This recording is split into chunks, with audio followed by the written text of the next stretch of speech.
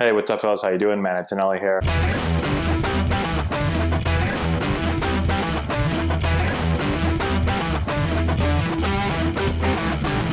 Hey, what's going on, guys? How we doing? Matt Antonelli here. Today, Juan Rivera, our pitching coach with Antonelli Baseball, is going to break down Walker Buehler's mechanics. So he's going to talk about the things that help Walker be very successful, and also some of the things that you guys can take and hopefully implement into your pitching mechanics to help you become successful. Before we do that, though, today's video is powered by Triton. If you watch our stuff, you know that we wear tons of Triton gear and jerseys. They do an amazing job. Go check them out at custombaseballjerseys.com. Guys, don't forget to go over and check out Juan's Instagram page. He does an awesome job. He throws up so many great pitching, hitting, all types of different things over there that I think you guys will really enjoy and get a lot out of. All right, let's get into the video. Hey guys, how are you? So today we're going to go over Walker Buehler's delivery, some of his mechanics, and some key points from the view that we have. So the view that I have may not have every component, may not have a great visual on every component, but the components that we do see, we will go over, and we will talk about it's important in order to throw cheese. Let's take a look at Walker Buehler. Los Angeles Dodgers right-handed pitcher, starting pitcher. He came up recently. He's only 24 years old. He stands at 6'2", but he's only 175 pounds out of Vandy. This guy throws absolute cheese. He's upwards of 96, 97, has touched 100 before. Throws absolute smoke, and he only weighs, again, 175 pounds. So mass times accelerations equals force applied onto the baseball, which equates into velocity. The mass aspect of it, he doesn't have much. 6'2", yes, he's taller than some, but he's not huge, and 175 pounds, but he is able to accelerate and get into certain positions better than anybody else in the game, and that's why he's able to throw such smoke. So let's just run through his delivery real quick, and we'll just take a couple key pointers from the view that we have here and just talk about them. So as he gets into his delivery, I really want to stop this at the bottom of the delivery here.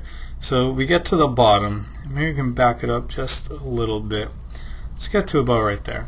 So one of the biggest keys of this, let's just start with the backside. He is cemented into the ground with that back leg, and he is sitting into that hip. So sitting into the hip is just the tension created between the foot and the hip, and sitting into it into almost a quarter squat here like he is now. This is where you are at your strongest, and the body performs at its best.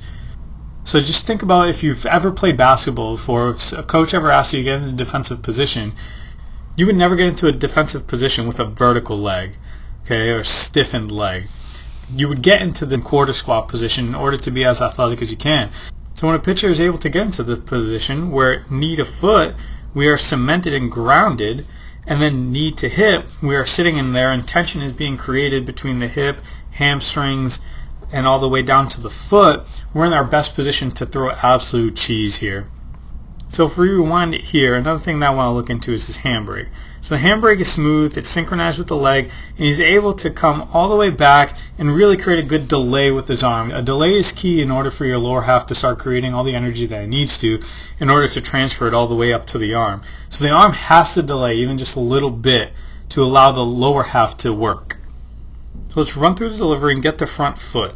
So front foot strike happens, let's just say about right there. Okay, couple great things. Counter movement and counter rotation of the upper body, and then the lower half is really firing. He has an incredibly flexible ankle all the way up to his hip. That's firing through the zone. That back hip's coming through the zone, but he's able to create this epic separation between his lower and upper half. On top of everything, his arm slot is perfect. It's about 53 degrees. Okay, so if this is 0 and this is 90, the arm is about 53 degrees right there. So that's a proper position in order to be timed up throughout your delivery. Any high velocity thrower is typically going to be within that 53 degree mark with his arm cock. So a nice job by Walker there. Let's go through the delivery a little bit more. And at pitch release, let's get the pitch release. Check out this torso. This is an absolute elite movement. He's able to hinge at the hip and get his torso as parallel to the ground as possibly can while it's over the front leg.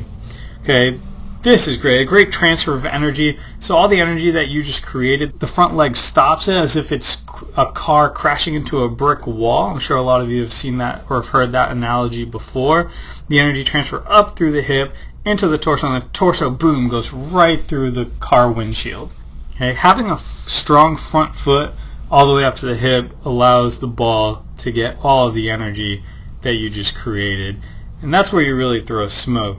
And if you run through the end of his delivery, release, he coils. I do want to talk about his follow through. So we see here, we stop at this frame here. His follow through goes across his body at an angle. So you see his follow through coming down this way, and it does not collide with the leg. So if we want to talk arm care here, getting there with your arm is vital in order to keep yourself as healthy as possible. As you see here, as we run, he replaces his feet nicely. All that energy produced is beautiful. That's how he throws smoke. A couple good little pointers. Hopefully you got something out of this video.